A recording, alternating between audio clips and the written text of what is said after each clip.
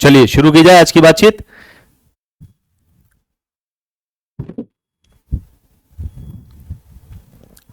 Good evening all of you, स्वागत है आप सभी मित्रों का आज के डिस्कशन में, आज की मुलाकात में। सभी आ जाइए, फिर आज की चर्चा शुरू करें। आज से वास्तव में हमारा जो टॉपिक है वो शुरू हो रहा है। दो छोटे छोटे जो हिस्से हैं उन पर आज हम बातचीत करेंगे। बड़ा बेसिक सा टॉपिक है, लेकिन जितना ये बेसिक है उतना ज्यादा इंपॉर्टेंट है आपके लास्ट एग्जामिनेशन में। लास्ट एग्जामिनेशन का मतलब है अभी जो आपका 4 मई को एग्जामिनेशन हुआ है, सेक्टर्स ऑफ इंडियन इकोनॉमी से ऑर्गेनाइज्ड और अनऑर्गेनाइज्ड सेक्टर से क्वेश्चन बना हुआ है। प्रमोद जी बहुत स्वागत है भैया आपका। Pramod Dhile ji good evening. Sania very good evening, बहुत स्वागत है आपका। तो आज से हमारी बातचीत शुरू हो रही है। वास्तव में हमारी जो बातचीत शुरू हो रही है, थोड़ा वो करो,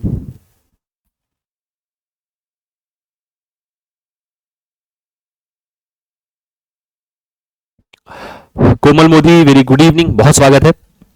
चलिए, हाँ तो मैं क्या कह रहा था आपसे, किन किन मुद्दों पर आज हमारी बातचीत होनी है उसके पहले हम देख लेते हैं। देखिए आज जो आपकी जैसे क्लास चलने जा रही है, क्योंकि हमारी पहली क्लास थी, आज जैसे मैं आपसे बातचीत करने जा रहा हूं, Samreen Khan very good evening Samreen, आज जैसे बातचीत करने जा रही है उसी तरीके से हमारी रेगुलर क्लास होगी। लाइव क्लास आपके साथ जो भी मैं डिस्कस करूंगा इसी तरीके से होगी। सबसे पहले हम ये देखते हैं कि हमने पिछली मुलाकात में क्या क्या चर्चा की है। तो पिछली जो हमारी बातचीत थी उसमें हम लोगों ने सिलेबस का इंट्रोडक्शन लिया था, पैटर्न देखा था, एग्जाम का पैटर्न क्या है, क्वालिफाई आप कैसे करते हो, और इंट्रोडक्शन ले लिया था इकोनॉमी का। आज क्या क्या चर्चा हमारी होनी है, एक ओवरव्यू लेंगे इंडियन इकोनॉमी का और सेक्टर्स ऑफ इंडियन इकोनॉमी। उसके बाद का जो तुरंत का चैप्टर है उस पर हमारी बात होगी। बहुत छोटे छोटे से चैप्टर हैं दोनों ही, बहुत बेसिक से चैप्टर हैं दोनों, और मुझे उम्मीद है इनमें ज्यादातर बातें आप लोगों तक पहुंची भी होंगी अपनी तैयारी के दौरान, और इस पर हमारी बातचीत होगी। जो दूसरा टॉपिक है सेक्टर्स ऑफ इंडियन इकोनॉमी, यहां पर जो आपको दूसरे नंबर पर दिख रहा है, बेसिकली वहां से अभी 4 मई को जो आपका एग्जाम हुआ, एक क्वेश्चन पूछा गया था ऑर्गेनाइज सेक्टर के बारे में। ऑर्गेनाइज और अनऑर्गेनाइज सेक्टर से क्वेश्चन बना हुआ था।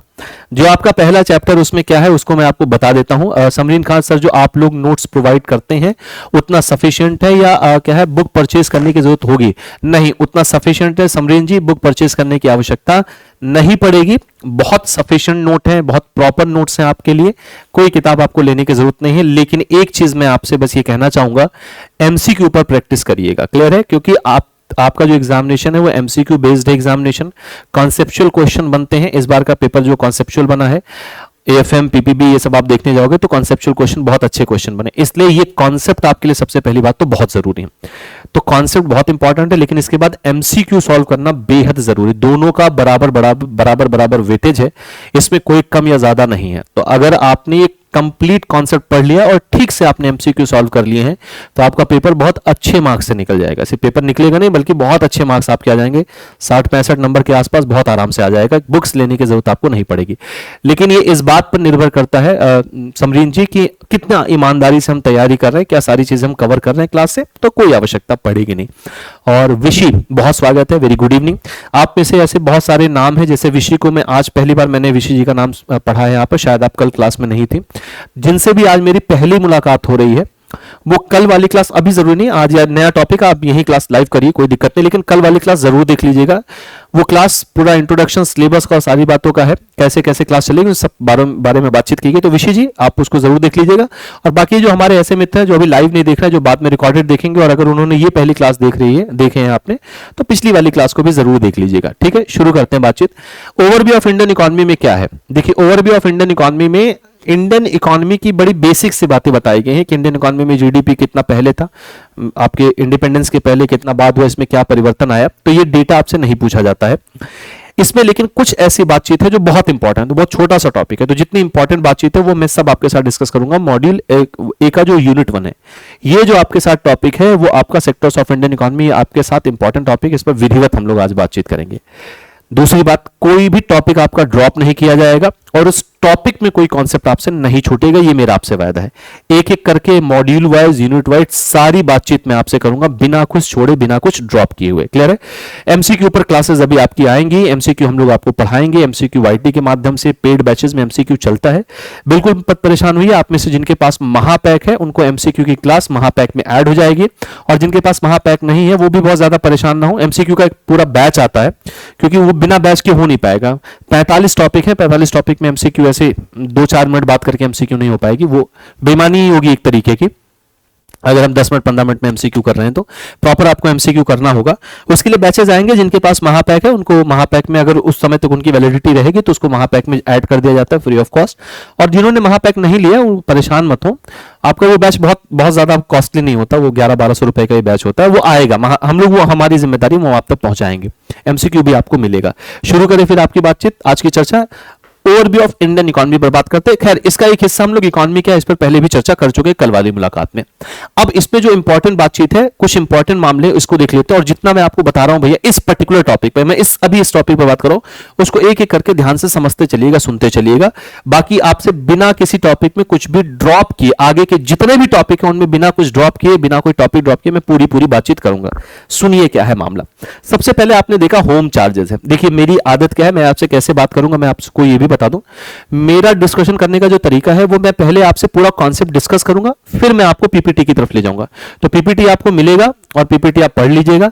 मैं इतना आपसे विधिवत डिस्कशन करूंगा, इतना डीप डिस्कशन होगा कि आपको पीपीटी पढ़ने की आवश्यकता बहुत ज्यादा पड़ेगी नहीं, लेकिन अगर आप पढ़ लेंगे तो आपके लिए बेहतर होगा, कंटेंट आपके दिमाग में रह जाएगा, एमसीक्यू सॉल्व करने में आसानी होगी।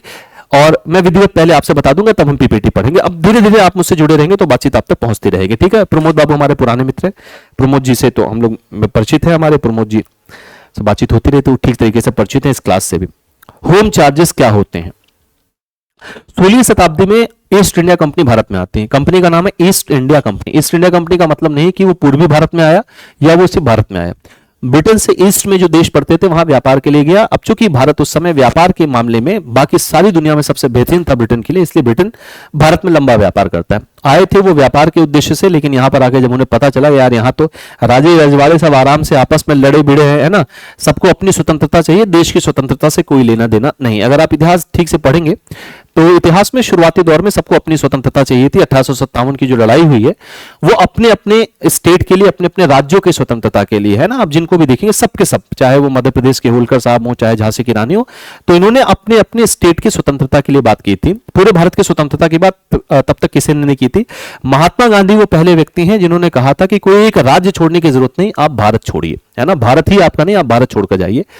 तो ब्रिटिश में जब ईस्ट इंडिया कंपनी भारत में आती है तो वो जो इनिशियल स्टेज हम देखते हैं तो वो ट्रेड ही करने आए थे, वो वास्तव में व्यापार करने आए थे, उसका कोई ऐसी मंशा नहीं थी। लेकिन जब वो भारत में आते तो ये देखते हैं यहाँ पर रॉ मटेरियल जबरदस्त है, भारत अमीर देश है और इसको लूटा जा सकता है, यहाँ के राजा अपने अपने में परेशान है, तो यहाँ शासन भी किया जा सकता है।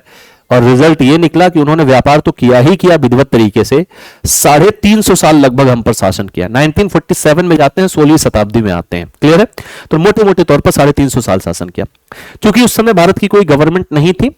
अब आप जब 1857 की क्रांति पढ़ते हैं 1987 की, तो 1987 की क्रांति के बाद ईस्ट इंडिया कंपनी से अधिकार ले लिए जाते हैं, वो ब्रिटिश क्राउन के हाथ में चला जाता है, जिसको हम ब्रिटेन की महारानी कहते हैं। तो ब्रिटिश क्राउन के हाथ में ये मामला चला जाता है।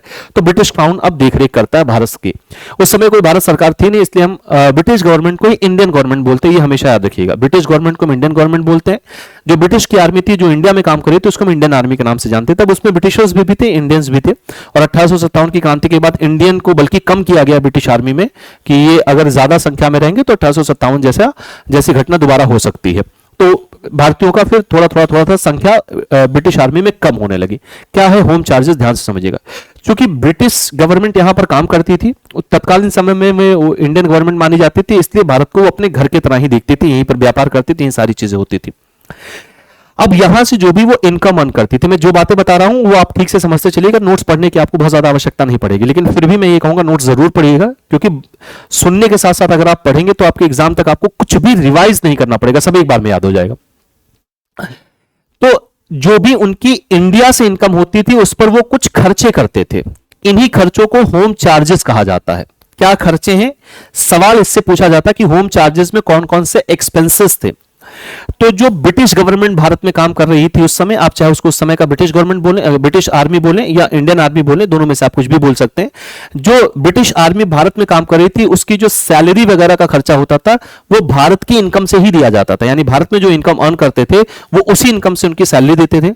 जो रिटायर्ड आर्मी ऑफिशियल्स थे, डिफेंस के ऑफिसर्स थे जो ब्रिटेन जा चुके थे रिटायरमेंट लेके, उनकी सैलरी, उनका पेंशन वगैरह इसी खर्चे से दिया जाता था। इसके अलावा ईस्ट इंडिया कंपनी आपको पता है एक प्राइवेट कंपनी थी जिसका काम था बाकी देशों में व्यापार करना, तो उसके जो शेयर होल्डर्स थे उनको जो डिविडेंड वगैरह, शेयर होल्डर उनके हैं, कंपनी उनकी है, लेकिन डिविडेंड हमारी पैसे से आप दे रहे हो, तो वो भी होम चार्जेस में शामिल है। तो उनको जो डिविडेंड जाता था वो होम चार्जेस से ही लिया, यानी यहां की इनकम से लिया जाता था। आर्मी के जो खर्चे थे यहां की इनकम से लिया जाता था। आर्मी पर्सोनल की जो पेंशन होती थी यहां के खर्चे से लिया जाता था। इसके अलावा उस तत्कालीन समय में जो इंडियन गवर्नमेंट लोन लेती थी, इंडियन गवर्नमेंट का मतलब ब्रिटिश गवर्नमेंट, इंडियन गवर्नमेंट जो लोन लेती थी उस पर जो इंटरेस्ट वगैरह पे किया जाता था वो भी भारत की इनकम से पे किया जाता था। वो लोन जो वापस किया जाता था वो भी भारत की इनकम से पे किया जाता था। और इसके अलावा जो भारत के अंदर एडमिनिस्ट्रेटिव चार्जेस होते हैं, जो भारत के अंदर एडमिनिस्ट्रेशन पर खर्चे होते हैं, एडमिनिस्ट्रेटिव चार्जेस जो होते हैं वो भी भारत की इनकम से लिया जाता था। तो अगर आप ये सारी इनकम जोड़ लोगे तो लगभग लगभग अपनी पूरे खर्चे को वो भारत की इनकम से ही पूरा करता था। इसको होम चार्जेस कहा जाता था। तो होम चार्जेस क्या है? ब्रिटिश कॉलोनियल पीरियड में यानी 1948 तक ये जो खर्चे सरकार ने किए, स्पेशली 1857 से लेकर 1948 तक ये जो खर्चे थे ये होम चार्जेस कहलाते थे, जो इंडिया की इनकम से ही ब्रिटिश गवर्नमेंट लेती थी। इसको होम चार्जेस के नाम से जाना गया। 1868 में दादा भाई नौरोजी एक किताब लिखते हैं। ये किताब बहुत इंपॉर्टेंट है, अगर पीपीटी में इसका नाम होगा तो अच्छी बात है, नहीं तो मैं बोल दे रहा हूं, आप अपने नोट्स में लिख लीजिएगा।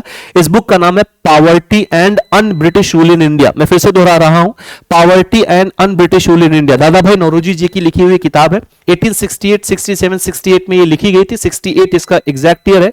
1901 में ये पब्लिश होती है। अब ध्यान से पहले इस किताब को सुनिए और फिर जो मैंने पीछे आपको बताया उससे इस किताब का लिंक हम लोग देखते हैं क्या है। यह किताब भारत में एक ऐसी पुस्तक है, यह दादा भाई नौरोजी भारत के वो पहले व्यक्ति हैं जिन्होंने पहली बार भारत में नेशनल इनकम का कैलकुलेशन शुरू किया। तो अगर कभी आपसे पूछा जाएगा कि भारत में नेशनल इनकम सबसे पहली बार किसने मेजर किया, तो दादा भाई नौरोजी हैं। लेकिन ये साइंटिफिक मेथड से कैलकुलेट नहीं किया गया था, इसलिए इसको बहुत ज्यादा मान्यता मिली नहीं है। लेकिन पहली बार उन्होंने नेशनल इनकम को कैलकुलेट करने की कोशिश की। भारत में पहली बार पॉवर्टी को कैलकुलेट करने की कोशिश की। भारत में पहली बार अनएम्प्लॉयमेंट को कैलकुलेट करने की कोशिश की। इन सब चीजों के दौरान दादा भाई नौरोजी को यह पता चला कि भारत जो लगातार गरीब बनता चला जा रहा है, उनका एक कॉन्सेप्ट है जिसको ड्रेन ऑफ वेल्थ या ड्रेनेज ऑफ वेल्थ के नाम से जानते हैं, जो ये कहता है कि भारत से धन को निकाल के ले जाया जा रहा है और उसको इंग्लैंड में लगाया जा रहा है उनके इंडस्ट्रियल ग्रोथ के लिए, क्योंकि वहां पर उस समय इंडस्ट्रियल रेवोल्यूशन चल रहा था ब्रिटेन के अंदर। तो दादा भाई नौरोजी का कहना है कि भारत में जो ड्रेन ऑफ वेल्थ हुआ है, यानी यहां से जो पैसा गया है ब्रिटेन, उसमें जो सबसे बड़ा पोर्शन है वो इसी होम चार्ज का है। क्लियर है? तो सवाल क्या क्या पूछा जाएगा? होम चार्जेस की चर्चा कहां पर हुई है? तो होम चार्जेस की चर्चा दादा भाई नौरोजी जी की poverty and British rule India में हुआ है। दादा भाई नौरोजी जी ने भारत की इनकम से जाने वाले सबसे बड़े खर्चे को किसके रूप में देखा? तो होम चार्जेस के रूप में देखा है। 2 क्वेश्चन। तीसरा क्वेश्चन, होम चार्जेस में क्या क्या आता है? उम्मीद है ये सारी बात आप तक विधिवत तरीके से पहुंच गई होगी। अब पीपीटी पर आते हैं। क्लियर है? चलो देखो भैया क्या है home charges. Home charges refer to the expenditure incurred in England by Secretary of State on behalf of India. Secretary of State ही भारत में शासन करता था, क्योंकि जब ईस्ट इंडिया कंपनी का 1857 के बाद शासन, मतलब जब ब्रिटिश क्राउन ने शासन अपने हाथ में ले लिया, तो सेक्रेटरी की नियुक्ति की जाती थी। इसमें खैर भारतीय भी कुछ हिस्सेदारी होती थी, भारतीयों की भी, लेकिन सेक्रेटरी ही पूरा देखता था। तो जो सेक्रेटरी ऑफ स्टेट होता था, यानी इंग्लैंड के बिहाफ पर जो यहां पर शासन कर रहा था, वो इंडिया से सारी चार्जेस ले जाता था। जो इंग्लैंड में खर्चे किए जाते थे उनको हम होम चार्जेस कहते थे। द मेन कॉन्स्टिट्यूएंट्स वर, इसमें क्या क्या चीजें थी, क्या क्या होता आता था होम चार्जेस में? Dividend to the share holders of East India Company. East India Company के शेयर होल्डर को जो डिविडेंड जाता था वो पैसा जाता था। Interest on public debt raised abroad, जो भारत के बाहर से भारतीय गवर्नमेंट ने, यानी उस समय की ब्रिटिश गवर्नमेंट ने जो लोन लिया था उस पर जो इंटरेस्ट पे करते थे वो होम चार्जेस था। Expenses on India office established in London, India के जो ऑफिस लंदन में एस्टैब्लिश किए गए तो उनके एक्सपेंसेस। पेंशन एंड क्या है? Furloughs payment of British officers in the civil and military departments in India. Civil या मिलिट्री डिपार्टमेंट में जो उनके आर्मी के ऑफिसर्स काम करते थे या जो उनके ऑफिसर्स काम करते थे, उनकी सैलरी, उनका पेंशन, वो सब इसी से जाता था। Payments to the British war office, British war office का जो पेमेंट होता था वो यहां से जाता था। Store purchase in England, interest on foreign capital investment, foreign capital पर जो इन्वेस्टमेंट हुआ है उसका जो इंटरेस्ट है वो दिया जाता था। डिविडेंड जाता था। फॉरेन स्टोर जो भारत से बाहर परचेज किया जा रहा है उन पर जो खर्चा होता था वो दिया जाता था। Was another important leakage from the national income stream. देखिए क्लियरली लिखा है, ये कुछ और लीकेज हैं जो नेशनल इनकम स्ट्रीम से हमारे यहां होते हैं, यानी भारत की राष्ट्रीय आय से ये सारे लीकेज जाते थे जिनको हम होम चार्जेस के नाम से जानते थे। होम चार्जेस पर गुरु 2 से 3 क्वेश्चन बहुत आराम से बनाए जा सकते हैं। इंपॉर्टेंट पॉइंट है आपका यूनिट नंबर 1 में। यूनिट नंबर 1 अपने आप में कोई बहुत ज्यादा इंपॉर्टेंट नहीं, बहुत आसान सा टॉपिक है, लेकिन उसमें भी कुछ इंपॉर्टेंट है जिन पर हमारा डिस्कशन होना नितांत जरूरी आवश्यक है। उम्मीद है यहां तक की बात आप तक विधिवत तरीके से पहुंची होगी। चलिए नेक्स्ट क्वेश्चन पर आते हैं। अब आते हैं हिंदू ग्रोथ रेट क्या है। क्लियर? आपको कोई किताब उठाने की जरूरत नहीं, जितना मैं आपके साथ चर्चा कर रहा हूं उतना सुनते चलेगा। लेकिन मैं फिर आपसे कहूंगा पेपर क्लियर करना, पेपर क्वालिफाई करना, ये इस बात पर ज्यादातर निर्भर करता है कि आप अपनी इस तैयारी को लेकर, अपने एग्जामिनेशन को लेकर कितने ईमानदार हैं।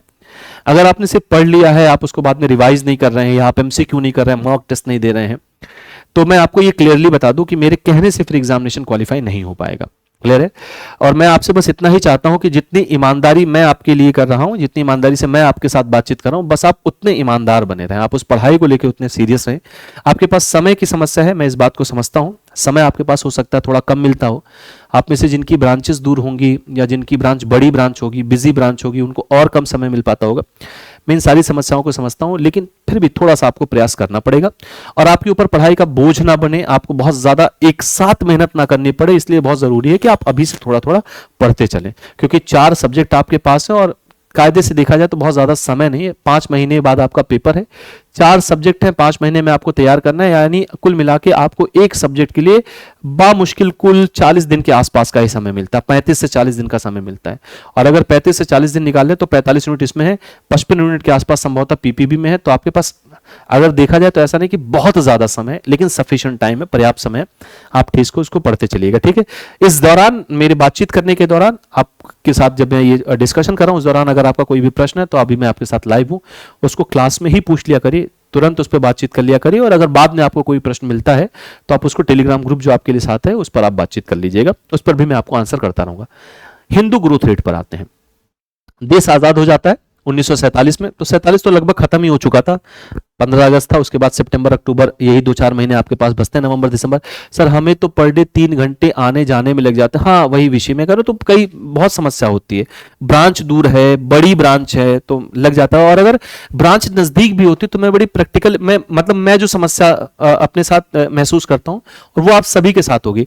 जैसे जो मेरी क्लासेस ये भी यहाँ शाम को 4 बजे से शुरू हो जाती है और मैं कंटिन्यू 9 बजे तक क्लास लेता हूँ, मतलब मैं लगातार 5-6 घंटे बोलता रहता हूं कंटिन्यू। आपकी क्लास ये आखिरी क्लास होती है, इसके बाद मैं फ्री हो जाता हूं, 8 से 9 मेरी आखिरी क्लास होती है, उसके बाद संभवतः आपकी आरबीडब्ल्यूएम की क्लास चलती है।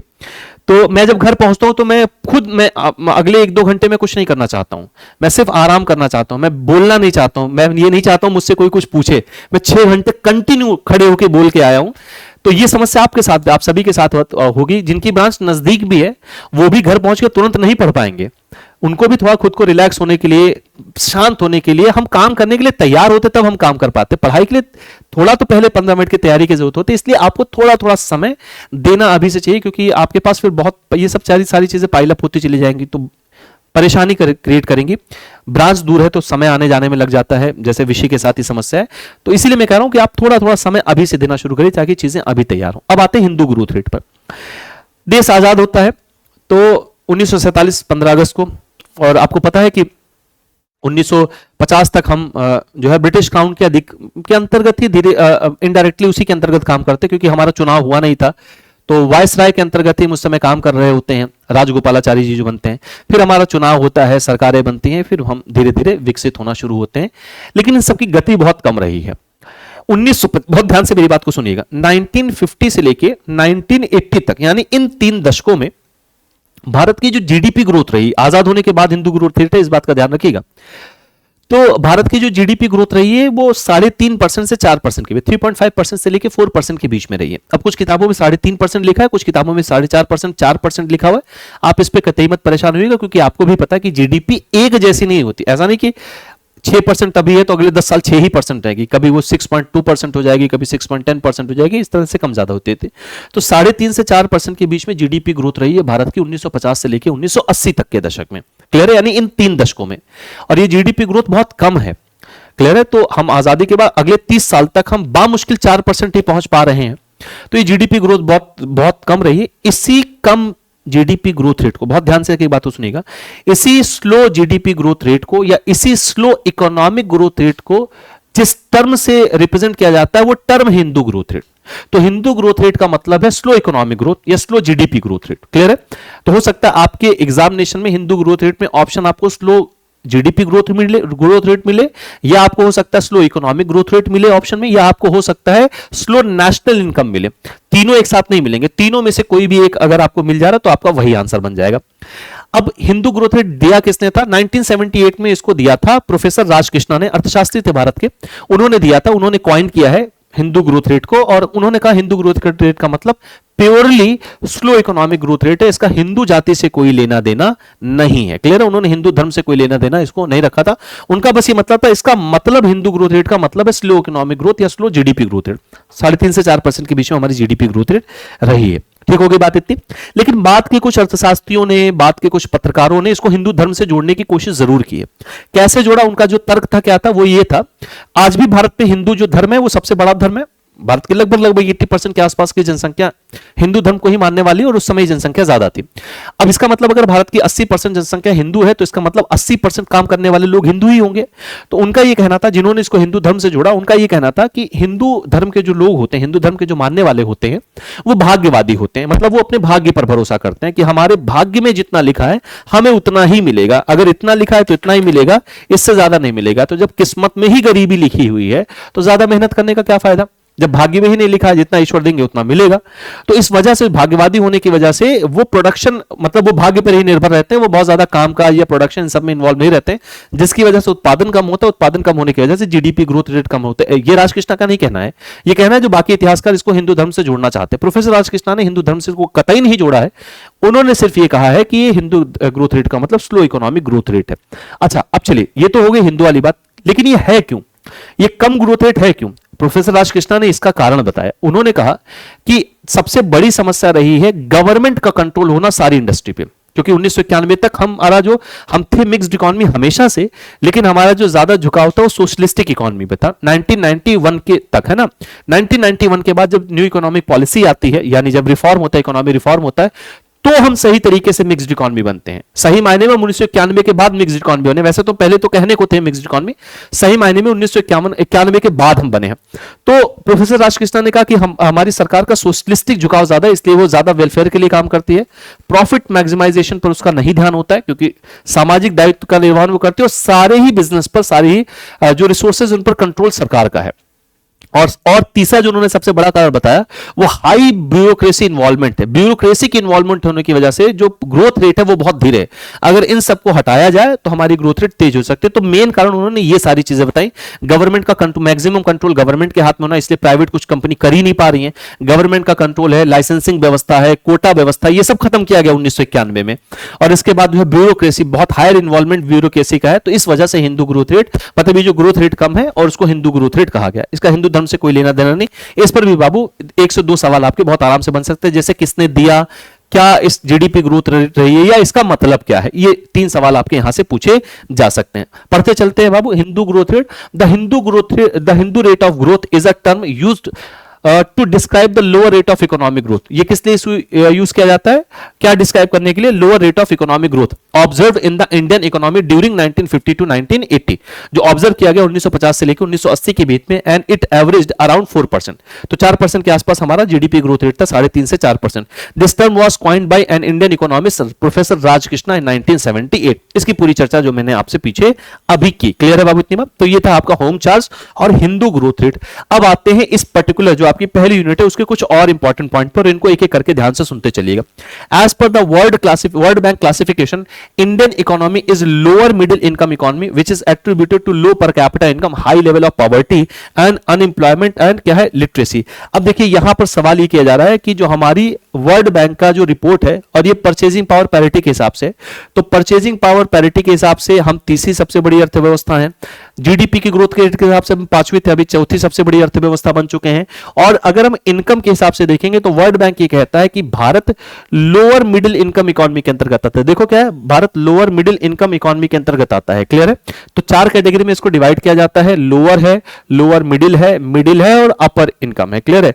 तो जिन देशों की जो एनुअल, जो पर कैपिटा इनकम एनुअल $4515 से कम होती है, जिन देशों में एनुअल इनकम, जो एनुअल पर कैपिटा इनकम है, अगर वो $4515, मैं अभी करंट का आपको बता रहा हूं, ये आपकी बुक में नहीं लिखा हुआ है, मैं आपको डेटा वर्ल्ड बैंक का बता रहा हूं। $4515 से जिनकी एनुअल इनकम कम होती है, ऐसे देश लोअर मिडिल इनकम में आते हैं, क्लियर है? तो भारत उसी के अंतर्गत आता है। और लगभग साउथ एशियन कंट्रीज, ये 1900, अगर मैं 1987 की चर्चा करूं, 1987 1990 के दौर में, तो साउथ एशियन जो कंट्रीज हैं, भारत भी साउथ एशिया में ही आता है, 100% कंट्रीज इस कैटेगरी में आते थे। अब वो 13% जो कंट्रीज है, 13 से 14% कंट्रीज, वो थोड़ा ऊपर उठी है। भारत अभी लोअर मिडिल इनकम में आता है। और आपकी किताब में ये डेटा पुराना नहीं है, मतलब ये वाला जो शब्द है ये अभी भी सही है, डेटा आपकी बुक्स में पुराना दिया गया है, लेकिन ये बात अभी भी वही है, अभी भी हम तीसरे नंबर पर मतलब लोअर मिडिल इनकम में आते हैं। ठीक है, फॉलोइंग आप ये जो मैंने आपको अमाउंट बताया क्या है, $4515, उसको लिख लीजिएगा, ये बुक में नहीं है आपके, क्लियर है। आगे देखते हैं, following independence and the start of planning process agriculture share decrease while the share of industry and service increase. ये इंपॉर्टेंट पॉइंट्स जो है वो सारे डिस्कस कर ले रहे हैं इसमें हम लोग। देखिए 1950 के बाद से आपके देश के अंदर पंचवर्षीय योजनाओं की शुरुआत होती है। पहली पंचवर्षीय योजना आती है 1951 में। आपके देश की इकोनॉमिक एक्टिविटी को स्पेशली हम 3 सेक्टर्स में डिवाइड करते हैं। अगला चैप्टर इसी पर है, तो वहां पर हम विधिवत बातचीत करेंगे अभी 10 मिनट के बाद। लेकिन है आपकी बुक में, आपके सिलेबस में 5 सेक्टर है, अभी 3 सेक्टर पर हम चर्चा कर रहे हैं, 5 सेक्टर पर 10 मिनट बाद चर्चा करेंगे। प्राइमरी, सेकेंडरी और टर्शियरी सेक्टर। प्लानिंग प्रोसेस आया, यानी भारत में पंचवर्षीय योजनाएं आई जो हमने उस समय की यूएसएसआर से लिया, जिसका बड़ा हिस्सा आजकल रशिया है, और भारत में पंचवर्षीय योजनाएं बनने लगी। पंचवर्षीय योजनाओं में जो दूसरी पंचवर्षीय योजना है वो जानी जाती है इंडस्ट्रियल ग्रोथ के लिए। उसका जो मेन मोटिव था वो इंडस्ट्रियलाइजेशन था, स्पेशली हैवी इंडस्ट्रीज को उस समय बढ़ाया गया। उसका मॉडल डिजाइन किया था पीसी महालनोबिस में। अगर ये सारी चीजें आपको लग रही है सर ये सारी चीजें हम क्या लिख लिया अभी, तो बिल्कुल परेशान मत होइए, ये सब कुछ आपको आगे आएगा। विशी कह रही सर आपकी आवाज नहीं आ रही अच्छे से। विशी को दिक्कत हो रही है आवाज में, क्या बाकी लोगों के साथ भी ये समस्या आ रही है? क्या बाकी लोगों के साथ भी समस्या आ रही है? वॉइस ब्रेक हो रही है या किसी और तरीके का नॉइस है वॉइस में, या बहुत कम आ रही है? मुझे किसी भी तरीके की प्रॉब्लम हो तो एक बार बता दीजिए।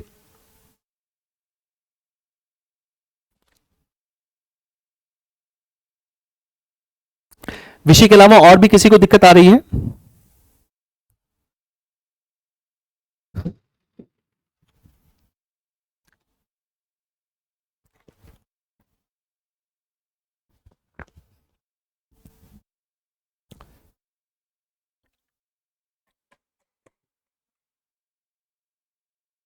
विश्वरूप जी कह रहे कोई दिक्कत नहीं है, प्रमोद बाबू कह रहे सर सही है, सानिया भी कह रही कोई दिक्कत नहीं। विशी मुझे लगता है फिर आपके नेटवर्क में कुछ इशू है। एक बार विशी आप क्लास को लीव कर दीजिएगा और दोबारा क्लास को ज्वाइन करिएगा, आवाज सही हो जाएगी। पुलक का भी आंसर आ गया है, पुलक नाथ का जी का कह रही नहीं कोई। तो विशी मुझे लगता है वो प्रॉब्लम आपकी तरफ से मतलब नेटवर्क का कुछ इशू है। आप एक बार क्लास को लीव करिए, दोबारा ज्वाइन करिए, सारी चीजें सही हो जाएंगी। ठीक है, तो भारत में पंचवर्षीय योजनाएं बनी, एक इकोनॉमिक प्लानिंग को हम लेके चलने लगे। और हमेशा याद रखिएगा जब भी इंडस्ट्री ग्रो करेगी, जब भी सर्विस सेक्टर ग्रो करेगा, तो एग्रीकल्चर हमेशा डिक्लाइन करेगा। ये हमेशा नेगेटिव नहीं होता है, ये किसी भी इकोनॉमी के डेवलप होने का साइन भी है। अगर कोई देश इकोनॉमिकली डेवलप हो रहा होगा तो उसमें निश्चित तौर पर आपकी इंडस्ट्रियल सेक्टर और सर्विस सेक्टर ग्रो करेगी, आपका जो एग्रीकल्चर सेक्टर वो डिक्लाइन करेगा। भारत में भी ऐसा ही देखा गया है। तो अगर आप जो भी डेवलप्ड कंट्रीज देखेंगे सब जगह एग्रीकल्चर का शेयर बहुत नीचे होगा, क्योंकि वहां इंडस्ट्री और सर्विस सेक्टर बहुत अच्छा कर रहा है। तो भारत में भी ये देखा गया। हाँ, प्रॉब्लम तब हो जाती है एग्रीकल्चर सेक्टर का डिक्लाइन करने से बहुत ज्यादा प्रॉब्लम नहीं, क्योंकि फिर आपका सर्विस सेक्टर इंडस्ट्री सेक्टर बढ़ा और यहां से लोग मूव कर रहे हैं इन दोनों सेक्टर में। ये प्रॉब्लम नहीं है। प्रॉब्लम ये है एग्रीकल्चर सेक्टर या प्राइमरी सेक्टर में तब जितना आप प्रोड्यूस कर सकते थे आप उतना प्रोड्यूस नहीं कर रहे हैं, तब प्रॉब्लम होती है। क्लियर है? तो हमारा एग्रीकल्चर का शेयर जो है वो जीडीपी में धीरे धीरे कम होने लगा। अभी हम इस पर जब सेक्टर की बात करेंगे तो अभी अगला टॉपिक सेक्टर का ही, उस पर वीडियोस बातचीत करेंगे। Indian economy in the terms of purchasing power parity is the third largest economy in the world. Purchasing power parity के हिसाब से हम दुनिया की तीसरी सबसे बड़ी अर्थव्यवस्था है। ये डेटा है पुराना, लेकिन इस डेटा में अभी तक कोई चेंज नहीं हुआ है, अभी भी हम तीसरी ही अर्थव्यवस्था है। अब सवाल आता है परचेजिंग पावर पैरिटी होता क्या है, किसको कहते हैं? सर जीडीपी की साइज तो हमको पता है कि जीडीपी की साइज क्या होता है। पर्टिकुलर देश ने जीडीपी इतना प्रोड्यूस किया, यानी इतने गुड्स एंड सर्विसेज प्रोड्यूस किए, उसकी मॉनेटरी वैल्यू उसकी जीडीपी है। क्लियर हो गए? तो जीडीपी की साइज तो हमें पता है, जितना हम जीडीपी प्रोड्यूस कर रहे हैं वही हमारी जीडीपी की साइज है, यानी जितना हम गुड्स एंड सर्विसेज प्रोड्यूस कर रहे हैं वही हमारी जीडीपी की साइज है, वो तो हमें सर पता है। परचेजिंग पावर पैरिटी क्या होती है, बहुत इत्मीनान से इसको समझिएगा, मैं बहुत आसान भाषा में इसको बताने की कोशिश कर रहा हूं। परचेजिंग पावर पैरिटी, किसी एक वस्तु को खरीदने के लिए दो मुद्राओं की परचेजिंग पावर क्या होगी, वो कहलाती है परचेजिंग पावर पैरिटी। जैसे एग्जांपल के लिए मैं आपको बताता हूं, जैसे मान लेते हैं ये पेन है और मान लेते हैं ये पेन हमें अगर हम रुपए में खरीदेंगे तो हमें ये पेन 85 रुपीज का, मैं मान के चल रहा हूं अभी ये पेन उतने का ही जितने का $1 है। तो अगर हम ये पेन खरीदेंगे तो अगर हम इसके लिए रुपया पे करेंगे तो हमें 85 रुपीज देने पड़ेंगे, यानी अपनी जेब से 85 रुपया देना पड़ेगा। लमसम इसी के आसपास जो भी वैल्यू होगी 85 में मान के चलो। लेकिन अगर मैं डॉलर खर्चा करूंगा तो मुझे सिर्फ $1 देना पड़ेगा। यानी सेम वस्तु खरीदने के लिए मुझे डॉलर एक ही खर्चा करना पड़ रहा है, रुपया 85 खर्चा करना पड़ा है। इसका मतलब जो परचेजिंग पावर है, जो खरीदने की क्षमता है, वो किसकी ज्यादा है? वो डॉलर की ज्यादा है, क्योंकि सिंगल डॉलर में ही मुझे मिल जा रहा है, लेकिन रुपए में मुझे 85 रुपीज देना पड़ा है। तो रुपए की परचेजिंग पावर डॉलर की तुलना में कम है। तो जब हम किसी एक वस्तु से इसकी तुलना करते हैं उसको हम परचेजिंग पावर पैरिटी कहते हैं। अब ये पेन से मैंने एग्जाम्पल आपको बताया है, ये तुलना की जाती है गोल्ड की वैल्यू से। गोल्ड की जो इंटरनेशनल प्राइस में मार्केट है, जब अगर हम उतना ही गोल्ड रुपी से खरीदे और उतना ही गोल्ड अगर हम डॉलर से खरीदे तो दोनों में क्या अंतर पड़ेगा, इसको हम परचेजिंग पावर पैरिटी के नाम से जानते हैं। उस हिसाब से जो हमारी अर्थव्यवस्था है वो क्या है बाबू? तीसरी सबसे बड़ी अर्थव्यवस्था है। क्लियर है? अगला है दादा, ये चर्चा मैं आपसे पीछे कर चुका हूं। Dadabhai Naoroji publish the first estimate of national income in India in his book Poverty and British Rule in India for the year 1867-68। ये पीछे मैं चर्चा कर चुका हूं। भारत में दादा भाई नौरोजी साहब ने पहली बार भारत में राष्ट्रीय आय की गणना का प्रयास किया था, और ये 1868 में जो उनकी किताब है poverty and British rule in India, इसमें पहली बार ये चर्चा की गई थी। तो ये किताब अपने आप में बहुत इंपॉर्टेंट है। दादा भाई नौरोजी भी अपने आप में बहुत इंपॉर्टेंट व्यक्ति। ये पूछा जा सकता है किसने किताब लिखी है, कब की चर्चा इसमें हुई, और ये लिखनी किताब 1901 में पब्लिश होती है, ये आपको ध्यान रखना है। According to him British India's national income was RS 340, यानी उस समय 1868 में जो भारत की नेशनल इनकम थी पूरे देश की, वो एनुअल 340 करोड़ रुपए थी, और जो हमारी पर कैपिटा इनकम थी वो 20 रुपए थी, यानी जो प्रति व्यक्ति आय थी 20 रुपए थी। ये वाला डेटा आपको खाली याद रखना है, एनुअल कितना था और प्रति व्यक्ति आय हमारी कितनी थी दादा भाई नौरोजी के अकॉर्डिंग, ये आपको याद रखना है। अगला है भैया इसी में अच्छा, अब ये दूसरा मामला है। ये जो आपका मामला था ये सब आपका पहली यूनिट का मामला था, ओवरव्यू ऑफ इंडियन इकोनॉमी। अब हम जो बातचीत करेंगे बहुत छोटा सा ही टॉपिक है वो। अब जो हम लोग चर्चा करने वाले हैं बाबू, उसमें बाकी चीजें आप मत देखिएगा। कोविड के बाद का कुछ दिया वो सब एक भी नहीं पूछा जाएगा, ना वो डेटा इंपॉर्टेंट है, क्योंकि वो सब डेटा चेंज हो चुका है, वो कुछ आपके लिए उसमें से इंपॉर्टेंट नहीं है। ठीक है, बाकी मैं आपको सारी चीजें बताने वाला हूं बिना कुछ ड्रॉप किए। यूनिट, टॉपिक, सब टॉपिक कुछ भी ड्रॉप नहीं होगा, सब कुछ आपके साथ विधिवत चर्चा होगा।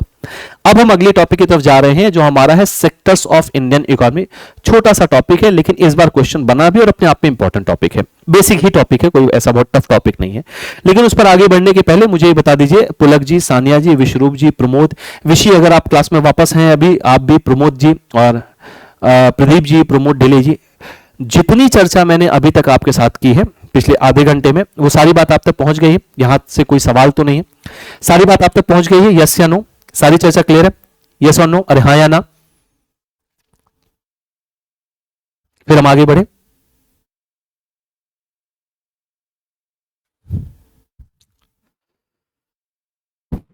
क्लियर है इतनी बात?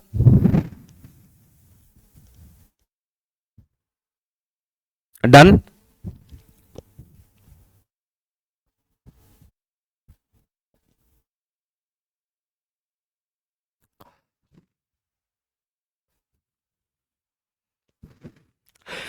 विशी का आंसर आ चुका है, पुलक जी का आंसर आ चुका है, प्रमोद बाबू का आंसर आ चुका है, विश्वरूप जी का आंसर आ चुका है, कोमल मोदी का आंसर आ चुका है। क्लियर है? चले, बढ़िया, सुंदर। सानिया का भी आंसर आ चुका है, क्लियर है सारी बात, बहुत बढ़िया, सुंदर। चलिए अब आते हैं सेक्टर्स ऑफ इंडियन इकोनॉमी की तरफ। मैं इत्मीनान से आपसे बातें करता चल रहा हूं, पहले हम सारी चर्चा करेंगे फिर पीपीटी की तरफ जाएंगे, और मेरी कोशिश आपके साथ ये है कि आपको पीपीटी बहुत आराम से, अगर आप एक बार भी पढ़ लो तो भी आपके लिए एग्जाम तक ही आपकी याददाश्त में बैठ जाए। बहुत इत्मीनान से पढ़िएगा, ध्यान से सुनिएगा। Sectors of Indian economy. Mithilesh बाबू, मिथिलेश जी क्या हाल चाल भैया? मिथिलेश चौरसिया, आपका ये अभी मैंने पहला कमेंट पढ़ा, बहुत स्वागत है मिथिलेश बाबू। मिथिलेश जी का भी आंसर आ चुका है, समरीन खान का भी आंसर आ चुका है। ठीक है, चलिए मिथिलेश जी आगे चर्चा करते हैं, समरीन आगे चर्चा करते हैं। क्या है मामला? सेक्टर्स ऑफ इंडियन इकोनॉमी है क्या? ध्यान से समझिएगा। पहले हम समझे कि सेक्टर्स को कैसे डिवाइड किया जाता है, इसका आधार क्या है मिथिलेश?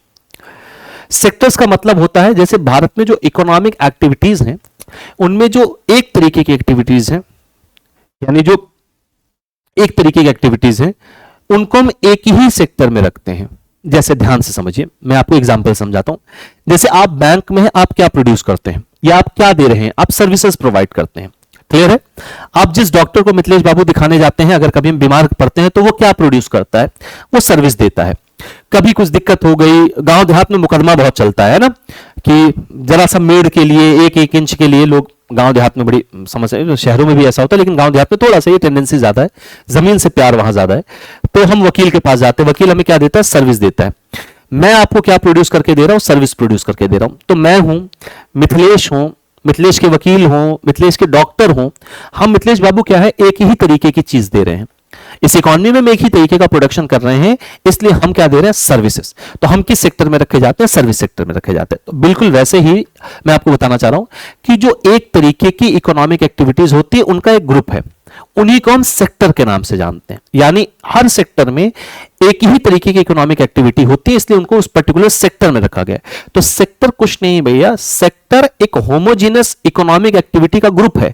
सेक्टर एक तरीके की आर्थिक प्रक्रियाओं का एक ग्रुप है, एक समूह है, एक सेक्टर है, एक क्षेत्र है, जिसको हम सेक्टर्स के नाम से जानते हैं। हम लोगों ने शुरुआती दौर में, मिथिलेश जी, अगर आप लोगों की उम्र बहुत कम नहीं होगी, अगर आपकी उम्र थोड़ी भी ज्यादा होगी, तो हम लोगों ने अपने जीवन में, अब आप लोगों की उम्र 20-21 साल होगी, तो हो सकता है आपने ये दो नए सेक्टर सुने हो, क्योंकि अभी हाल फिलहाल में ये जुड़े, पहले नहीं था। हम लोगों ने अपनी पढ़ाई के दौरान सिर्फ 3 ही सेक्टर पढ़े हैं, प्राइमरी, सेकेंडरी और टर्सरी, प्राथमिक, द्वितीयक और तृतीयक। लेकिन अब ये 5 सेक्टर्स में हो चुका है, आपके सिलेबस में भी 5 है। जो चौथा है उसको चतुर्थक यानी क्वाटनरी सेक्टर कहते हैं, और जो पांचवा उसको क्वाइनरी सेक्टर कहते हैं। तो हम इन पांचों पर बात करेंगे जो आपके सिलेबस में है, ठीक है। तो सेक्टर में आपको फिर से बता देता हूं, सेक्टर्स क्या है, सेक्टर ग्रुपिंग है। सेक्टर एक जैसी आर्थिक क्रियाओं का, होमोजेनस इकोनॉमिक एक्टिविटी का एक सेक्टर, एक क्षेत्र या ग्रुप है। एक जैसी आर्थिक क्रिया एक ही सेक्टर में डाल दी गई है, क्लियर है। उनको हम क्या कहते हैं, सेक्टर। पहले सेक्टर्स की यहां पर डेफिनेशन ले लेते हैं, पढ़ लेते हैं। A sector is an area of the economy in which businesses share the same और रिलेटेड बिजनेस एक्टिविटी। इसको बिजनेस पे समझाया गया। तो एक सेक्टर वो एरिया है जहां पर इकोनॉमी में बिजनेसेस या जो इकोनॉमिक एक्टिविटी है वो एक जैसा या उसी से संबंधित बिजनेस करती है, उसे संबंधित इकोनॉमिक एक्टिविटी करती है, प्रोडक्शन करती है, सर्विसेज देती हैं। Sectors represent a large grouping of companies with similar business activities, जो सिमिलर बिजनेस एक्टिविटीज कर रही है, such as extraction of natural resources, अभी आपका पूरा प्राइमरी में चला गया, एंड एग्रीकल्चर, ये सब प्राइमरी में आ जाता है। तो एक ही जैसी जो इकोनॉमिक एक्टिविटी होती है उनको हम सेक्टर्स में रखते हैं। अब ये सेक्टर्स आपके 3 प्रकार के हैं, प्राइमरी, सेकेंडरी, टर्सरी, और जो नए जुड़े हैं उसमें क्वाटरनरी और क्वाइनरी। पहले हम प्राइमरी, सेकेंडरी और टर्सरी पर ठीक से बात करेंगे, फिर हम क्वाटरनरी और क्वाइनरी की तरफ जाएंगे। सवाल आपसे पूछे जाने की पॉसिबिलिटी ज्यादा क्वाटरनरी और क्वाइनरी से ही है, क्लियर है। अभी हम ये इकोनॉमिक एक्टिविटी के आधार पर पढ़ रहे हैं, और भी सेक्टर्स आपके सिलेबस में, अभी हम ऑर्गेनाइज, अनऑर्गेनाइज, सनराइज सेक्टर, ये सब भी पढ़ेंगे। अभी ये जो 5 सेक्टर इकोनॉमिक एक्टिविटी के आधार पर है। प्राइमरी सेक्टर क्या होता है, प्राथमिक क्षेत्र। देखिए, इकोनॉमिक एक्टिविटी में 2 ही चीजें होती है, या तो गुड्स प्रोड्यूस होता है या तो सर्विसेज, फिर उनका खरीदना, बेचना, डिस्ट्रीब्यूशन, ये सब बाद में शामिल होती हैं।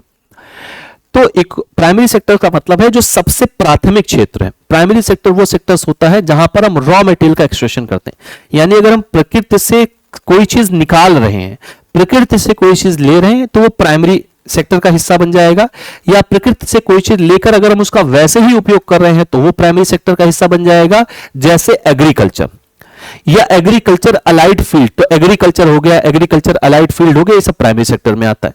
नेचुरल रिसोर्सेज का एक्सट्रैक्शन करना, जैसे माइनिंग हो गया, अब वो माइनिंग चाहे वर्टिकल हो चाहे हॉरिजॉन्टल माइनिंग हो, तो माइनिंग हो गया। फिशरीज हो गई, फॉरेस्ट्री, वनों से संबंधित जितने भी काम होते हैं, ये सब किस में आते हैं, प्राइमरी सेक्टर में आते हैं। तो प्राइमरी सेक्टर में एग्रीकल्चर, एग्रीकल्चर अलाइड फील्ड है, नेचुरल रिसोर्सेज का एक्सट्रैक्शन करना है, माइनिंग, फिशरीज, फॉरेस्ट्रीज, डेयरी प्रोडक्शन, ये सब किस में आ जाता है, डेयरी उद्योग जो आता है, या पशुपालन, एनिमल हस्बेंड्री जिसको हम कहते हैं, ये सब किस में आता है भैया, ये सारे के सारे आपके प्राइमरी सेक्टर में आते हैं। प्राथमिक क्षेत्र का काम है बाकी दोनों सेक्टर्स को रॉ मटेरियल उपलब्ध कराना, जिसपे बाकी दोनों सेक्टर्स काम करते हैं, specially industry sector, secondary sector इसी के आधार पर काम करता है। तो प्राइमरी सेक्टर क्या है, ये बात एकदम क्लियर हो गई, यहां तक कोई दिक्कत वाली बात तो नहीं। अब सेकेंडरी सेक्टर क्या है, सेकेंडरी सेक्टर को हम कहते हैं, प्राइमरी सेक्टर को कई बार हम सिर्फ एग्रीकल्चर सेक्टर ही बुला देते हैं, लेकिन सिर्फ एग्रीकल्चर नहीं शामिल होता प्राइमरी सेक्टर में। तो एग्रीकल्चर बुलाना गलत नहीं है, लेकिन सही नहीं है।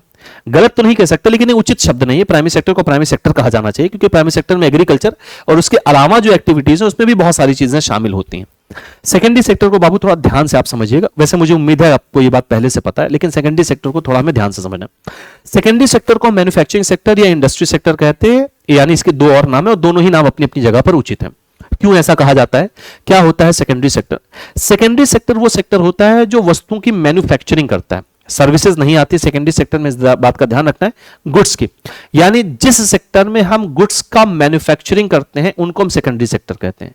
अब गुड्स की अगर मैन्युफैक्चरिंग करेंगे तो हमें रॉ मटेरियल कहां से मिलेगा? प्राइमरी सेक्टर से मिलेगा। इसलिए इसकी एक और परिभाषा है कि ये वो सेक्टर है जो प्राइमरी सेक्टर से रॉ मटेरियल्स को लेता है, उनके स्वरूप में परिवर्तन करता है, उसमें मशीनरी का उपयोग करता है, उनकी मैन्युफैक्चरिंग करता है, वो सारे सेक्टर कहलाते हैं सेकेंडरी सेक्टर। तो जितनी भी इंडस्ट्री, जितनी भी मैन्युफैक्चरिंग यूनिट्स आती हैं, जहां जहां पर मशीनरी का उपयोग होता है, वो सब के सब सेकेंडरी सेक्टर में आ जाती हैं। जैसे एग्जांपल के लिए मैं आपको बताता हूं, जैसे आप लोग दो तरीके के मिल्क का उपयोग करते होंगे, दूध का उपयोग करते होंगे। एक है, जैसे आप में से बहुत सारे होंगे जो ग्वाले से दूध लेते हैं। ग्वाले से मतलब जो आपके घर पर दूध आपके यहाँ बर्तन में देके जाता है, वो है एक। आप एक पैकेज दूध खरीदते होंगे, जो भी आप लेते हैं, अमूल, पराग, ज्ञान, जो भी आपके यहाँ आता होगा, वो बहुत सारे ब्रांड हैं। तो देखिए, जो आप ग्वाले से दूध ले रहे हैं, यानी जो दूध वाले से आप दूध ले रहे हैं, वो प्राइमरी सेक्टर का हिस्सा है। वो नेचुरल रिसोर्सेज ले रहे हैं और आपको वैसे ही उपलब्ध करा दे रहे हैं, उसमें किसी मशीनरी वगैरह का उपयोग नहीं किया गया है। लेकिन जब हम पैकेज दूध लेते हैं तो वो दूध आता है, उसको पश्चराइज किया जाता है, उसको एक निश्चित टेम्परेचर पर बढ़ाया जाता है, उसकी पैकेजिंग होती है, तब वो आप तक पहुंचती है, यानी उसका प्रोसेसिंग किया गया है। तो वो किस सेक्टर का हिस्सा बन गया? वो सेकेंडरी सेक्टर का हिस्सा बन गया। क्लियर हो गई इतनी बात? तो सेकेंडरी सेक्टर में इंडस्ट्री या मैन्युफैक्चरिंग आता है। तो ये तो सेकेंडरी सेक्टर को पहचानना आसान है। सेकेंडरी सेक्टर में एक प्रॉब्लम हो जाती है कि सेकेंडरी सेक्टर में कुछ ऐसी भी चीजें आती हैं जो देखने में सर्विस लगती हैं लेकिन होती सेकेंडरी सेक्टर में है, जैसे public utilities. Public utility secondary sector का ही हिस्सा होता है। जैसे पब्लिक यूटिलिटीज का मतलब, जैसे आपके शहर में जो गैस पाइपलाइन बिछाई गई है, क्लियर है, जो आपको गैस पाइपलाइन से गैस मिल रही है, जो वाटर पाइपलाइन है, जो इलेक्ट्रिसिटी की सुविधा आपको मिल रही है, ये सब पब्लिक यूटिलिटीज हैं और ये सब सेकेंडरी सेक्टर में आती हैं। तो प्राइमरी सेक्टर और सेकेंडरी सेक्टर में गुड्स का ही उत्पादन होता है। सेकेंडरी सेक्टर में मशीनरी का उपयोग करके गुड्स का उत्पादन किया जा रहा है, प्राइमरी सेक्टर में हम नेचुरल रिसोर्सेज से ले रहे हो, तो गुड्स का उत्पादन प्राइमरी और सेकेंडरी में चला गया। तीसरा सेक्टर है जिसको हम टर्सरी सेक्टर कहते हैं, इसको हम कहते हैं सर्विस सेक्टर या सेवा क्षेत्र या टर्सरी सेक्टर। इसमें खाली सारी सेवाएं रखी गई हैं, जितनी तरीके की सेवाएं हैं, हम, आप, टीचर, बैंकर्स, लॉयर, डॉक्टर्स, विद्यालय, एजुकेशन, हॉस्पिटैलिटी, ये सब आपका, सिनेमा, ये सब आपका किस में चला जाता है? टर्सरी। ट्रांसपोर्टेशन, ये सब आपका किस में चला जाता है? टर्सरी सेक्टर में। क्लियर है बाबू इतनी बात? अब मुझे एक बार ये बता दीजिए कि इतनी बात क्लियर है, यहां तक कोई दिक्कत नहीं है। अब टर्सरी सेक्टर को थोड़ा ध्यान रखिएगा, क्योंकि इसी, देखिए, जो क्वाटनरी और क्वाइनरी सेक्टर है वो कोई अलग से नया सेक्टर नहीं है, इनमें तो सब में डिफरेंस है, ये अलग अपने अपने आप में अलग है। लेकिन जो क्वाटनरी और क्वाइनरी सेक्टर है बाबू, वो इसी सर्विस सेक्टर का एक्सटेंशन है। सर्विस सेक्टर ही है क्वाटनरी और क्वाइनरी, बस उसमें सर्विस सेक्टर को भी दो और ग्रुप में डिवाइड कर दिया गया। वही दो और ग्रुप आपके टर्सरी और क्वाटनरी और क्वाइनरी बने। क्या है उसमें भी हम बात करेंगे। यहां तक की बात क्लियर है भैया? इतनी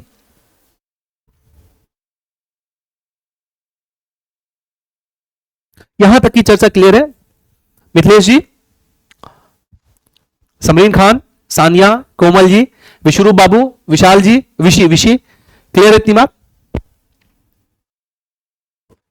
यहां तक की चर्चा क्लियर है?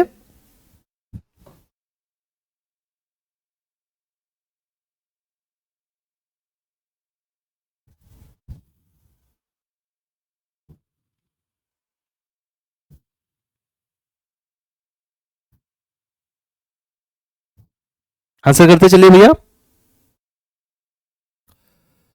समरीन का आंसर आ चुका है, मिथिलेश जी का भी आंसर आ चुका है, सानिया का भी आंसर आ चुका है, कोमल जी क्लियर है? चलो बढ़िया, दुरुस्त, बहुत सुंदर, ठीक है। बस अब आप इसको पढ़ते चलिए, सारी बातें आपको इत्मीनान से समझते चलेंगे। अभी हमारे पास क्वाटनरी और क्वाइनरी बचा हुआ है। अब देखिए यहां पर एक चार्ट के माध्यम से इसको और आसान, ये मेरा बनाया हुआ चार्ट नहीं है, जब भी मैं आपके लिए नोट्स बनाता हूं तो मैं कोशिश ये करता हूं कि आपको एक कोई ऐसा चार्ट या कोई ऐसा पिक्चर मिल जाए जिसके माध्यम से मैं और अच्छे से रिप्रेजेंट कर पाऊं। तो ये वैसे ही सर्च करने का ये परिणाम है, तो मेरा बनाया नहीं, एक अच्छी सी पिक्चर मिल गई तो उसमें सारी चीजें। विशी जी का आंसर आ गया, प्रमोद जी क्लियर है, विश्वरूप जी का भी आंसर आ गया। देखो, अगर हम on the basis of nature of economic activities, अगर इकोनॉमिक एक्टिविटीज के हिसाब से देखेंगे तो प्राइमरी, सेकेंडरी और टर्सरी आ गया है, इसमें दो और आ गए आपके क्वाटनरी और क्वाइनरी। इसके अलावा अगर एम्प्लॉयमेंट की कंडीशन के हिसाब से देखेंगे, हम जहां रोजगार करने जा रहे हैं वहां की कंडीशन के हिसाब से देखेंगे तो ऑर्गेनाइज्ड और अनऑर्गेनाइज्ड सेक्टर है, ये भी आपके सिलेबस में अभी इस पर हम चर्चा करेंगे। और ओनरशिप के आधार पर, ये आपके सिलेबस में नहीं है ओनरशिप के आधार पर, लेकिन आप इसको जानते हो, public sector, private sector. Private sector जिसमें गवर्नमेंट की हिस्सेदारी या तो 51% से कम है या बिल्कुल नहीं है। पब्लिक सेक्टर जिसमें गवर्नमेंट की पूरी हिस्सेदारी है, 51% से ज्यादा हिस्सेदारी, मतलब कुल मिलाकर सरकारी कंपनी है। तो अब देखते हैं, इसमें अभी 2 सेक्टर वहां पर नहीं लिखे गए। अब देखते हैं भैया क्या है। देखिए आपका प्राइमरी सेक्टर, अब सिर्फ पढ़ते चलना आपको, ये सारा डिस्कशन हमने पीछे कर लिया। ऐसे ही मेरी आपसे बातचीत पूरे सिलेबस में होगी। पहले हम विधिवत डिस्कशन करेंगे, तब नोट्स की तरफ जाएंगे। This sector involve activity related to natural resources extraction. ये कौन सी एक्टिविटी इस्तेमाल करता है? जिसमें हम नेचुरल रिसोर्सेज का एक्सट्रैक्शन करते हैं, और एग्रीकल्चर इसमें आता है। It includes industry like farming, fishing, mining, forestry and other forms of resource gathering. Primary sector business activities include the following: mining हो गया, फिशिंग, एग्रीकल्चर, फॉरेस्ट्री, हंटिंग, इसके अलावा डेयरी, ये सब इसी में आता है। एनिमल हस्बेंड्री, पशुपालन जिसको कहते हैं, और ये आपका जो क्या नाम है, मुर्गी पालन वाला जो उद्योग आता है, वो आपके प्राइमरी सेक्टर में आता है। सेकेंडरी सेक्टर को हम इंडस्ट्री या मैन्युफैक्चरिंग सेक्टर भी कहते हैं। The secondary sector consist of processing, manufacturing and construction companies. ये भी ध्यान रखिएगा, कंस्ट्रक्शन भी इसी में आता है। तो कंस्ट्रक्शन मशीनरी का उपयोग हो रहा है, कोई नई चीज बनाई जाए तो कंस्ट्रक्शन भी इसी में आएगा। पब्लिक यूटिलिटीज सब इसी में आती हैं। This secondary sector produces goods from the natural product with in the primary sector. देखिए क्लियरली लिखा है, प्राइमरी सेक्टर से जो आपको नेचुरल प्रोडक्ट मिलते हैं, आप उनसे सेकेंडरी सेक्टर में गुड्स को प्रोड्यूस करते हैं। क्लियर हो गई इतनी बात? The secondary sector include the following business activities. क्या क्या आता है? जैसे automobile production, textile, chemical, aerospace, shipping, energy, construction, public utilities, electricity, ये सब आपके सेकेंडरी सेक्टर के अंतर्गत आ जाते हैं। और देखो अगला है टर्शियरी सेक्टर। टर्शियरी सेक्टर खैर कुछ समझने की जरूरत नहीं, इसमें तो सारी सेवाएं आ जाती हैं, सेवा के लिए अलग से। The tertiary sector is comprised of companies that provide services such as retailer, entertainment firms, financial organization, जैसे आप लोग हैं, बैंक फाइनेंशियल ऑर्गेनाइजेशन है। The tertiary sector provides service to business and consumers by selling the goods that are manufactured by companies in the secondary sector। ये क्या करता है भैया? जो सेकेंडरी सेक्टर ने गुड्स प्रोड्यूस किए हैं उसको ये आपको प्रोवाइड करवाता है, तो आपको सर्विस प्रोवाइड करवाता है। जैसे दुकानदार हो गया, दुकानदार क्या आपको सर्विस ही तो दे रहा है, वो आपको क्या प्रोवाइड कर रहा है? दुकानदार कोई गुड्स थोड़ी प्रोड्यूस कर रहा है।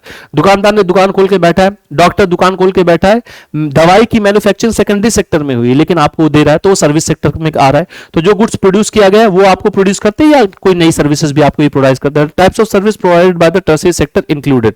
क्या क्या सर्विसेज इसमें आती हैं? जैसे ट्रांसपोर्टेशन हो गया, distribution, restaurant, tourism, insurance, health care, legal service, retail service, education, ये सब इसी, बैंकिंग सर्विस, ये सब इसी में आता है। अब अभी हम क्वाटनरी क्वाइनरी पर थोड़ा सा रुक के जाएंगे। अब देखो, हम अगर प्राइमरी सेक्टर, सेकेंडरी सेक्टर और टर्शियरी सेक्टर को ले लें, तो हम प्राइमरी और सेकेंडरी सेक्टर में गुड्स का उत्पादन करते हैं, टर्शियरी सेक्टर में हम सेवाओं का उत्पादन करते हैं। और अगर आपसे मैं पूछूं कि इस देश में कितना गुड्स या कितना सर्विस उत्पादन किया गया है, तो आप मुझे क्वांटिटी बताएंगे या मॉनेटरी वैल्यू बताएंगे? अगर आपसे कभी यह सवाल किया जाए कि इस देश में कितनी गुड्स और कितनी सर्विसेज इस साल प्रोड्यूस हुई हैं, तो आप मुझे क्वांटिटी बताएंगे या मॉनेटरी वैल्यू या मनी वैल्यू बताएंगे? तो आपका सीधा सा आंसर होगा, सर क्वांटिटी बताई ही नहीं जा सकती है, हम मनी वैल्यू बताते हैं। क्वांटिटी क्यों नहीं बताई जा सकती? गुड्स और आप गुड्स की तो क्वांटिटी बता सकते हो, सर्विस की क्वांटिटी आप नहीं बता सकते। सर्विस की क्वांटिटी आप कैसे बताएंगे? जैसे आपने बैंक में कैसे आप बताओगे कितना काम किया? 2 किलो का काम किया, 2 फीट का काम किया, कैसे काम किया? 2 लीटर के बराबर काम किया, आप कैसे बताओगे? तो जो सर्विस, या मैं आपको जो सर्विसेज प्रोवाइड कर रहा हूं, मैं आपको कितना पढ़ा रहा हूं? मैं 2 किलोमीटर के बराबर पढ़ा रहा हूं, या 2 मीटर के बराबर आपसे बातचीत हो रही है, 2 किलो के बराबर हो रही है, या 2 लीटर के बराबर हो रही, क्या बातचीत हो रही? तो सर्विसेज को मेजर नहीं किया जा सकता। सर्विसेज को मेजर किया जा सकता है मॉनेटरी वैल्यू में। तो मैंने आपको कितने की सर्विसेज प्रोवाइड की है वो हम मेजर कर सकते हैं। तो कभी भी क्वांटिटी नहीं कैलकुलेट करते, बल्कि क्या कैलकुलेट करते हैं? Monetary value. अब आपके देश के अंदर इन्हीं तीनों सेक्टर से जो भी गुड्स एंड सर्विसेज प्रोड्यूस की जाती हैं, उन्हीं को हम कहते हैं जीडीपी। जीडीपी आपके देश के अंदर जो भी गुड्स एंड सर्विसेज प्रोड्यूस की गई उसकी मॉनेटरी वैल्यू कहलाती है।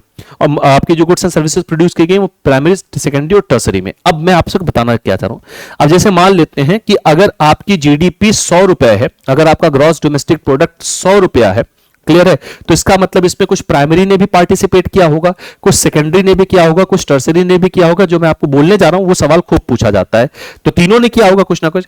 इसमें भैया तीनों का देख लीजिए, और ये कम ज्यादा होता रहता है क्योंकि प्रोडक्शन कम ज्यादा, ऐसा नहीं कि एग्रीकल्चर का प्रोडक्शन जितना इस साल हुआ उतना ही अगले साल होगा, कम भी हो सकता है, ज्यादा भी हो सकता है। तो आपका जो एग्रीकल्चर सेक्टर है, मैं यहां पी लिख दे रहा हूं, आप इसको प्राइमरी समझ जाइएगा।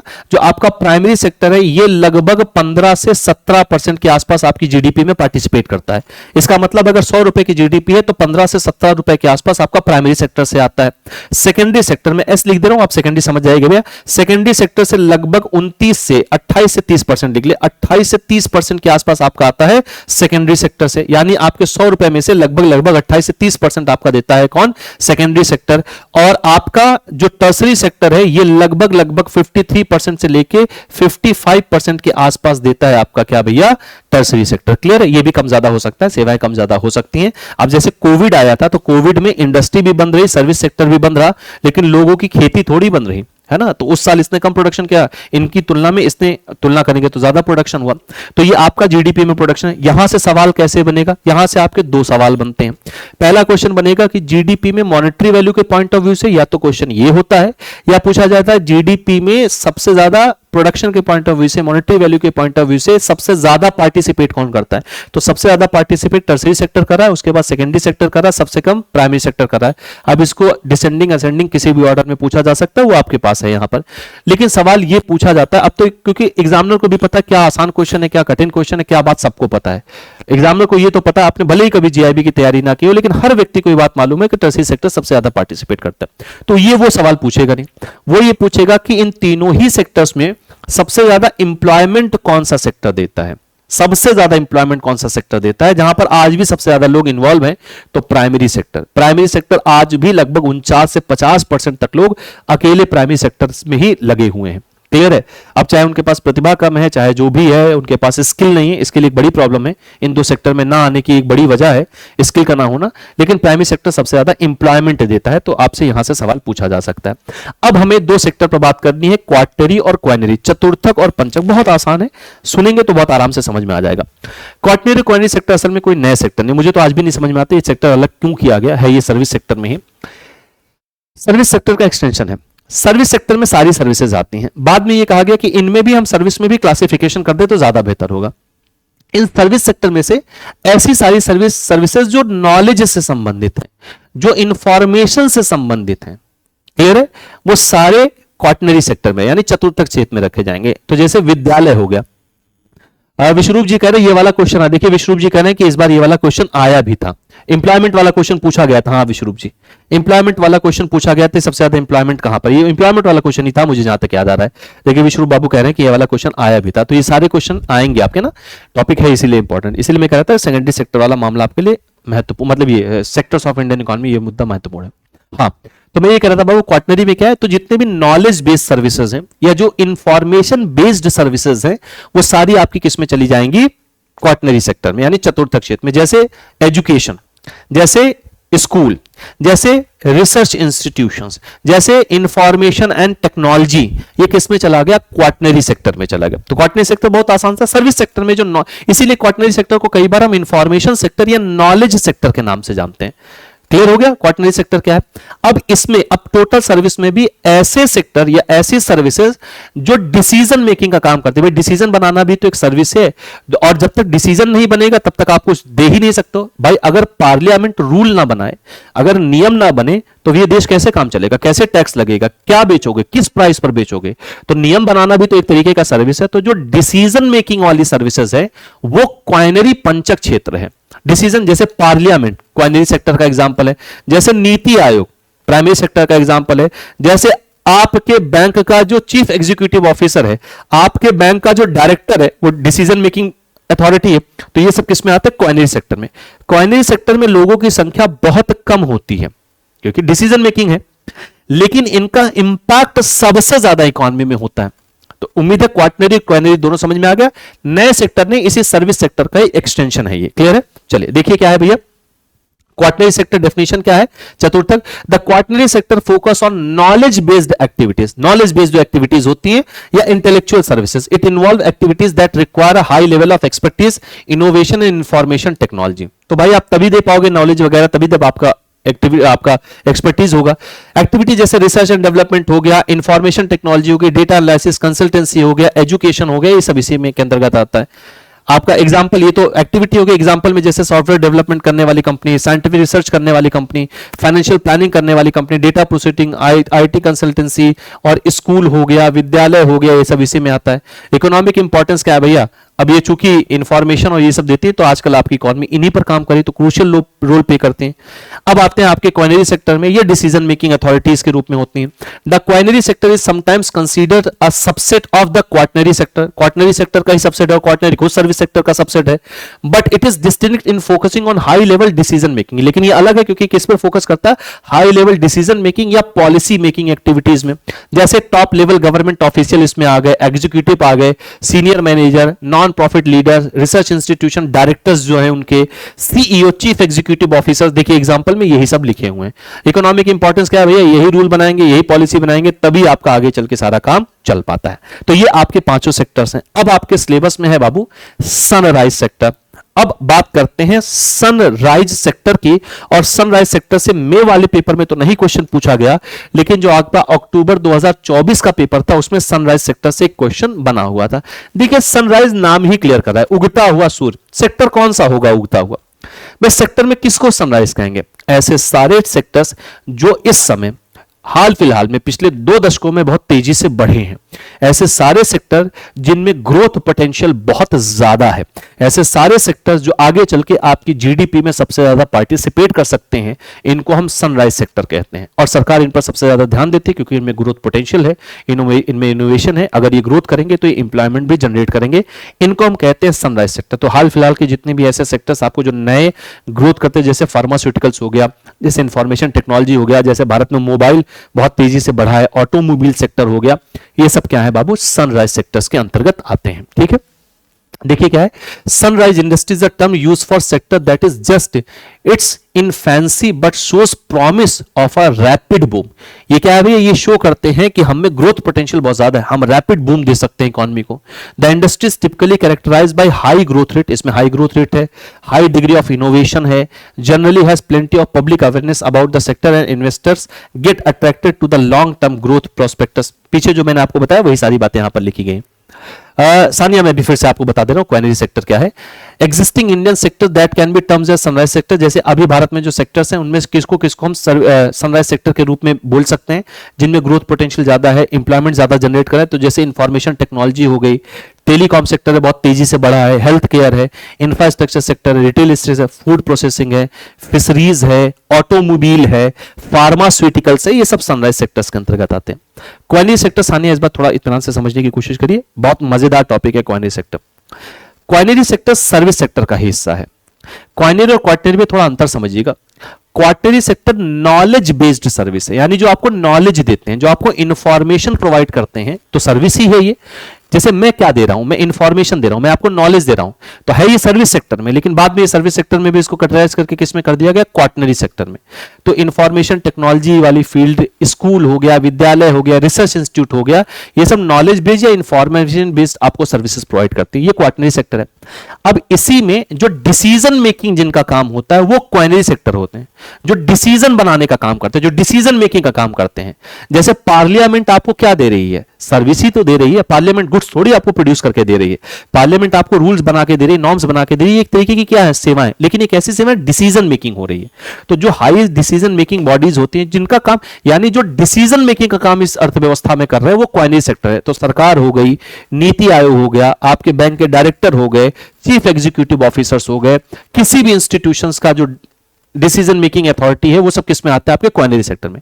सानिया जी ये बात क्लियर है? इतना इनकी संख्या कम होती है लेकिन इनका इंपैक्ट सबसे ज्यादा होता है। ठीक है, सनराइज सेक्टर समझ में आ गया। अब आते हैं भैया अपने 2 सेक्टर में, ऑर्गेनाइज्ड और अनऑर्गेनाइज्ड सेक्टर में। अब ये कौन सा सेक्टर है, ऑर्गेनाइज्ड और सानिया अगर क्लियर हो गया तो एक बार मुझे बता दीजिए क्लियर हो गया है, और नहीं क्लियर है तो आप फिर से पूछ सकते हैं, मैं दोबारा आपको बताऊंगा, कोई दिक्कत वाली बात नहीं है। हाँ, मैं क्या कह रहा था भैया, ऑर्गेनाइज्ड और अनऑर्गेनाइज्ड सेक्टर ये कैसे डिवाइड किया गया है? ऑर्गेनाइज्ड और अनऑर्गेनाइज्ड सेक्टर को डिवाइड किया गया है जॉब करने की कंडीशन के हिसाब से। जहां पर आप नौकरी करते हैं उसकी जो स्थितियां हैं, उसकी जो कंडीशन है, उसका जो एटमॉस्फेयर है, उनके आधार पर ऑर्गेनाइज्ड और अनऑर्गेनाइज्ड सेक्टर डिवाइड किया गया है। पहले बात करते हैं ऑर्गेनाइज्ड, जो ऑर्गेनाइज्ड है। ऑर्गेनाइज सेक्टर वो सेक्टर होते हैं जो बेसिकली इंस्टीट्यूशनलाइज्ड होते हैं, यानी जो इंस्टीट्यूशंस होते हैं जिनमें गवर्नमेंट के एक्ट नॉर्म्स ये सारे साने क्लियर है, ये सारे काम करते हैं। क्लियर है। ऑर्गेनाइज सेक्टर वो होते हैं जहां पर जॉब की टर्म्स कंडीशन ये सब फिक्स होती हैं। ऑर्गेनाइज सेक्टर वो होते हैं जहां पर आपको एक फिक्स सैलरी मिलती है।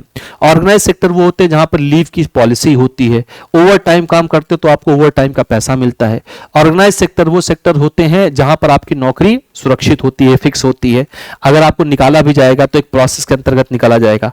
ऑर्गेनाइज सेक्टर वो सेक्टर होता है जहां पर सोशल सिक्योरिटी जैसी सर्विसेज होती है, जैसे पेंशन की सुविधा, जैसे पीएफ की सुविधा, जैसे इंश्योरेंस की सुविधा, ये सब आपको ऑर्गेनाइज सेक्टर में मिलता है।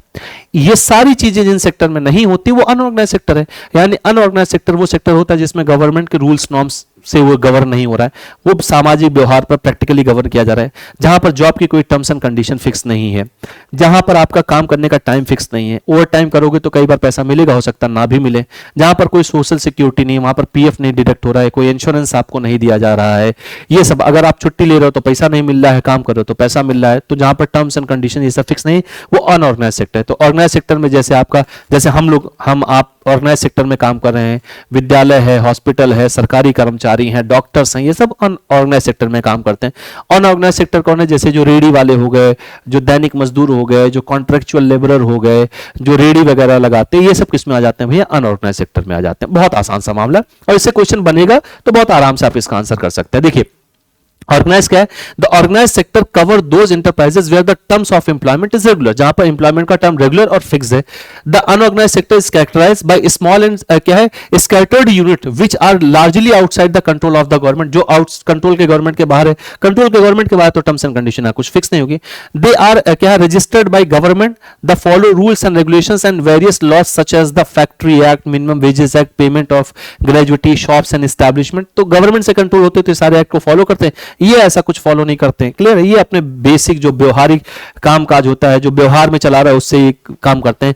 Workers in the organise sector are paid according to prescribed scale, जो उनका स्केल है, एक फिक्स सैलरी उनको मिलेगी। They also get payment in time on regular basis, timely payment मिलता है, रेगुलर बेसिस में मिलता है। ये सब सुविधा बेचारों को नहीं मिलती है।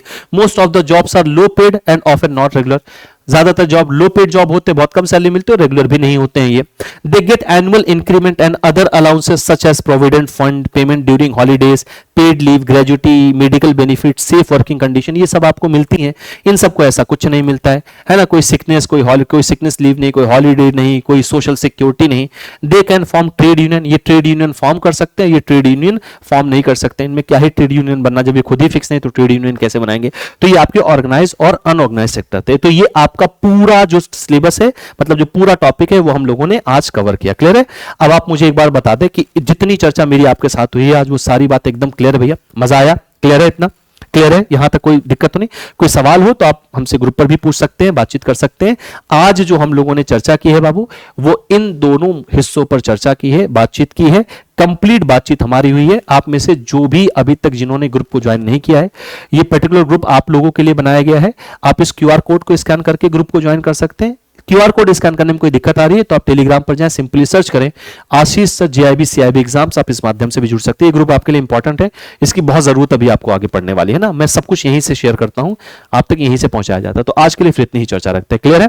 कल आपका वीक ऑफ होगा, मैं फिर से आपको याद दिला दूं, ये क्लास जो, और ये सारे सब्जेक्ट में है ना, ये जो आपके सारे सब्जेक्ट की क्लास चलेगी, ये चलेगी आपकी ट्यूसडे से संडे लाइव, जिस भी टाइम पर जो आपकी क्लास है।